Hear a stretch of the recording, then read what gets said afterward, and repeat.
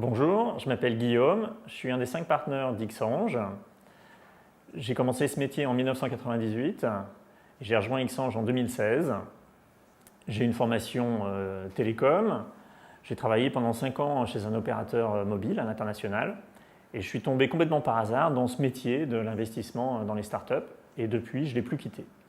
Xange, c'est un investisseur en capital risque. Nous investissons dans des startups, dans 3 grandes activités, le digital, la deep tech et l'impact. On intervient en France, en Allemagne et au Benelux. Et on est vraiment spécialisé dans ce qu'on appelle l'early stage, c'est-à-dire des startups qui sont en début de commercialisation.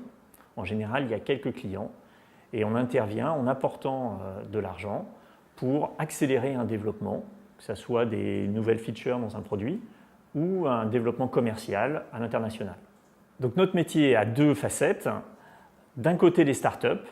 On rencontre énormément de startups, à la fois physiquement, on lit leurs projets, on les rencontre plusieurs fois. On va ensuite construire un cas d'investissement en interne qui va être discuté et validé. On va investir dans la startup. Ensuite, il y a tout un métier de suivi de notre investissement. Donc, on va vraiment avoir un accompagnement au long cours avec nos startups. On va assister à l'ensemble des conseils d'administration, on va suivre la vie de la startup, on va l'aider. Ensuite, on a un côté investisseur, puisque nous aussi, il faut qu'on lève de l'argent auprès d'investisseurs institutionnels pour pouvoir ensuite investir dans des startups. Donc, il y a tout un côté de relation avec des investisseurs, de lever de l'argent, de s'occuper de cette relation, donc de rencontrer nos investisseurs, de reporter notre activité auprès de ces investisseurs. Nos challenges, ils sont aujourd'hui de 2 ordres.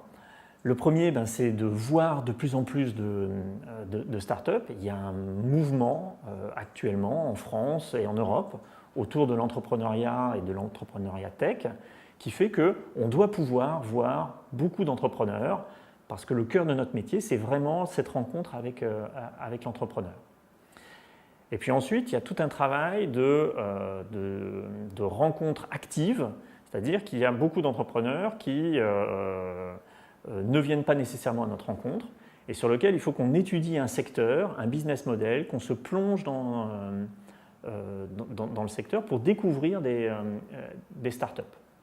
Et là aussi, on a des besoins importants sur tout cet aspect de ce qu'on appelle de sourcing de nouvelles entreprises.